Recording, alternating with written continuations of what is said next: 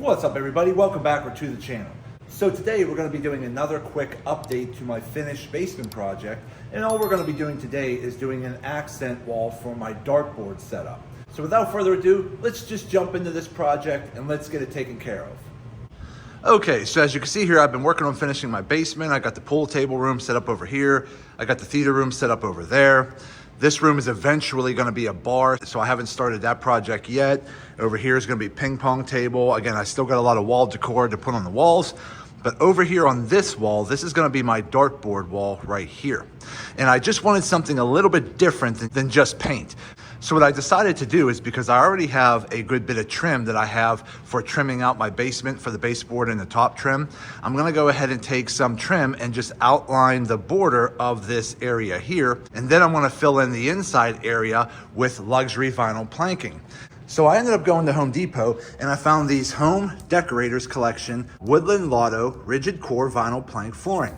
Now again, I know a lot of people use reclaimed wood, or they might use refinished pallet wood or other materials, but I wanted to go with something a little darker to go with the black and gray and tan industrial theme that I'm working on in my basement.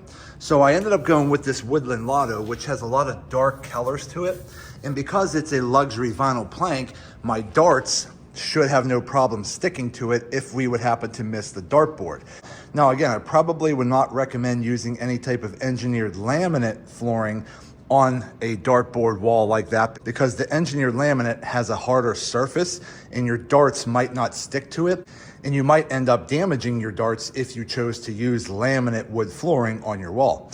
But with a luxury vinyl plank, that should have enough give to it for the darts to stick to it. So that's what I'll be using on the wall. And Home Depot actually had these on sale on one of their end caps because I guess they were getting rid of it. So I ended up picking up 2 boxes of that. And then back here in my storage area, I'll have my compressor tank.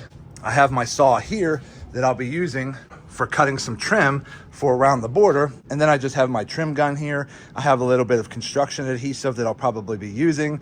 I have a razor blade just in case, and I have a Dremel just in case I need to cut out around the outlet.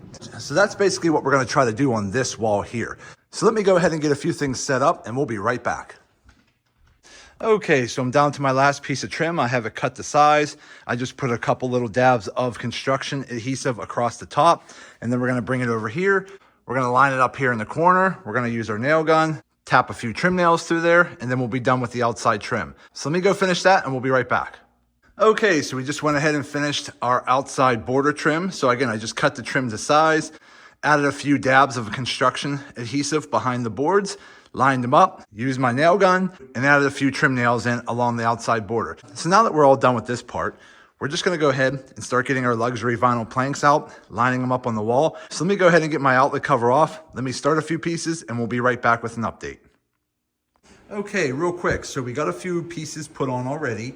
And in case you happen to have an outlet in the way, you could just go ahead and cut your vinyl around it. But what you might need to do is get an outlet extender. You can pick these up at pretty much any hardware store. They usually come in a pack of 3, but they're just little extenders like this that slide behind your outlet that brings your outlet out a little further so that you can actually put your top cover on. So I just went ahead and slid one of those in there, bolted down my outlet. Now I'll put my cover back on and then we can continue moving forward. So let me keep moving forward and we'll be right back.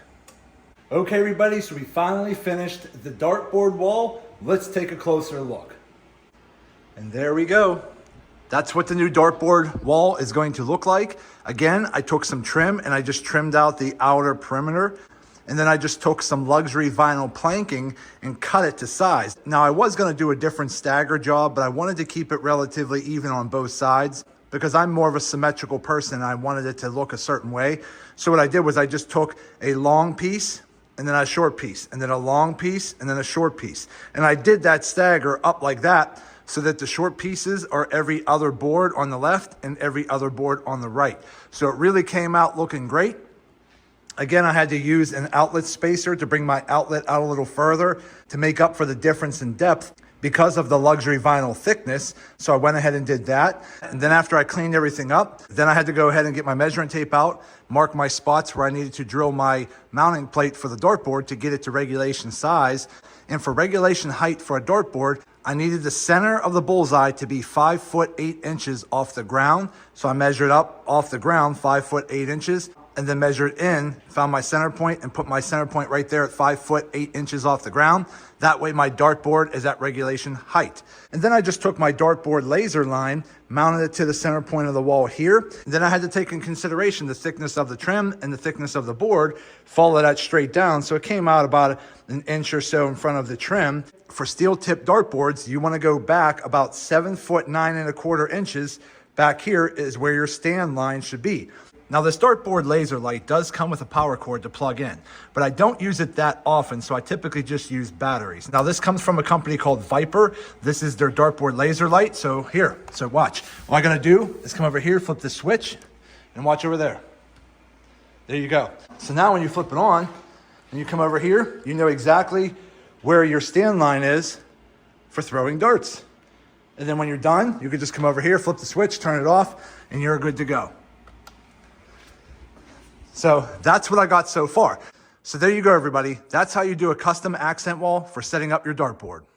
Okay, everybody, so there you go. So we went ahead and we trimmed out our wall with white trim. Then we took our luxury vinyl planks and staggered them up the middle, mounted our dartboard mount to the center point at about 5 foot 8 inches off the ground for regulation height to the bullseye. And then I just took my laser light and measured out about 7 foot 9¼ inches away from the dartboard for regulation distance from the dartboard. But I got everything hooked up, everything's cleaned up, and everything looks awesome, and I'm really happy with how this turned out. So that's it for today's video. I hope this video helps some of you out. Do me a favor, hit that thumbs up button and like this video. If you have any questions, go ahead and put them in the comments section, and I'll get back to you as soon as I possibly can. And also do me a favor, subscribe to the channel because it definitely helps me out, and I greatly appreciate it. So that's it. I just want to say thank you to each and every one of you. Thank you. I truly appreciate you all. And as always, see you in the next video.